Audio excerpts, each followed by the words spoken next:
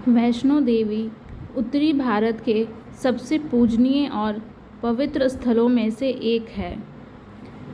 वैसे तो माता वैष्णो देवी के कई कथाएं प्रचलित हैं, लेकिन मुख्य दो कथाएं अधिक प्रचलित हैं। माता वैष्णो देवी की प्रथम कथा मान्यता अनुसार एक बार पहाड़ों वाली माता ने अपने एक परम भक्त पंडित श्रीधर की भक्ति से प्रसन्न होकर उसकी लाज बचाई।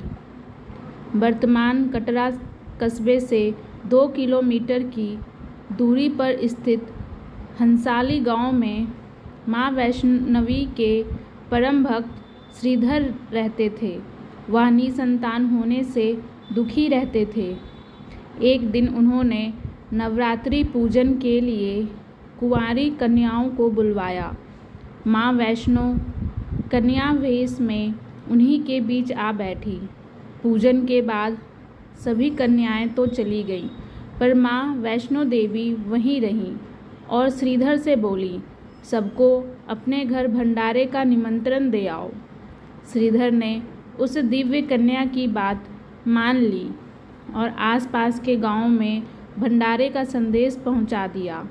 वहां से लौटकर आते समय गुरु गोरखनाथ व उनके शिष्य बाबा भैरवनाथ जी के साथ उनके दूसरे शिष्यों को भी भोजन का निमंत्रण दिया।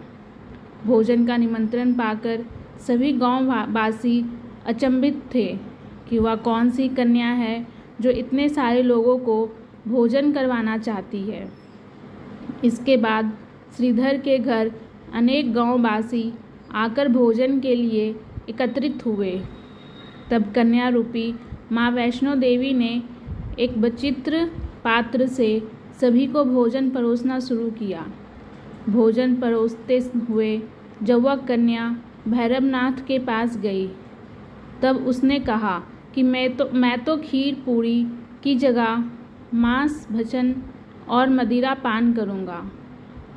तब कन्या रूपी माँ ने उसे समझाया कि यह ब्राह्मण के यहाँ का भोजन है, इसमें मांसाहार नहीं किया जाता। किंतु भैरवनाथ ने जानबूझकर अपनी बात पर अड़ा रहा।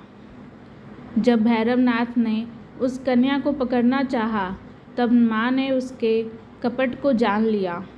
माँ ने वायु रूप में बदलकर त्रिकूट पर्वत की ओर उड़ चली। भैरवनाथ भी उनके पीछे गया। माना जाता है कि माँ की रक्षा के लिए पवन पुत्र हनुमान भी थे। मान्यता के अनुसार उस वक्त भी हनुमान जी माता की रक्षा के लिए उनके साथ ही थे। हनुमान जी को प्यास लगने पर माता ने उनके आग्रह पर धनुष से पहाड़ पर बाण चलाकर एक जलधारा निकाला और उस जल में अपने केश धोए। आज यह पवित्र जलधारा बाणगंगा के नाम से जानी जाती है, जिसके पवित्र जल का पान करने या इससे स्नान करने से श्रद्धालुओं की सारी थकावट और तकलीफ़ें दूर हो जाती हैं। इस दौरान माता ने एक गुफा में प्रवेश कर 9 माह तक तपस्या की। भैरवनाथ भी उनके पीछे वहां तक आ गया। जब एक साधु ने भैरवनाथ से कहा कि तू जिसे एक कन्या समझ रहा है, वह आदिशक्ति जगदम्बा है, इसलिए उस महाशक्ति का पीछा छोड़ दे। भैरवनाथ साधु की बात नहीं मानी। तब माता गुफा की दूसरी ओर से मार्ग बनाकर बाहर निकल गई। यह गुफा आज भी अर्धकुमारी या आदि कुमारी के नाम से प्रसिद्ध है। अर्धकुमारी के पहले माता की चरण पादुका भी है। यह वह स्थान है जहाँ माता ने भागते भागते मुड़कर भैरवनाथ को देखा था। गुफा से बाहर निकलकर कन्या ने देवी का रूप धारण किया। माता ने भैरवनाथ को चिताया और वापस जाने को कहा, फिर भी वह नहीं माना। माता गुफा के भीतर चली गई। तब माता की रक्षा के लिए हनुमान जी ने गुफा के बाहर भैरव से युद्ध किया। भैरव ने फिर भी हार नहीं मानी। जब वीर हनुमान निढाल होने लगे, तब माता वैष्णो देवी ने महाकाली का रूप लेकर भैरवनाथ का संहार कर दिया। भैरवनाथ का सिर कटकर भवन से 8 किलोमीटर दूर त्रिकुट पर्वत की भैरव घाटी में गिरा। उस स्थान को भैरवनाथ के मंदिर के नाम से जाना जाता है। जिस स्थान पर माँ वैष्णो देवी ने हठी भैरवनाथ का वध किया, वह स्थान पवित्र गुफा अथवा भवन के नाम से प्रसिद्ध है। इसी स्थान पर माँ काली दाएं, माँ सरस्वती मध्य और माँ लक्ष्मी बाएं पिंडी के रूप में गुफा में विराजित हैं। इन तीनों के सम्मिलित रूप को ही माँ वैष्णो देवी का रूप कहा जाता है। इन 3 भव्य पिंडियों के साथ कुछ श्रद्धालु भक्तों एवं जम्मू कश्मीर के भूतपूर्व नरेशों द्वारा स्थापित मूर्तियाँ एवं यंत्र इत्यादि भी हैं। कहा जाता है कि अपने वध के बाद भैरवनाथ को अपनी भूल का पश्चाताप हुआ और उसने माँ से क्षमा दान की भीख मांगी।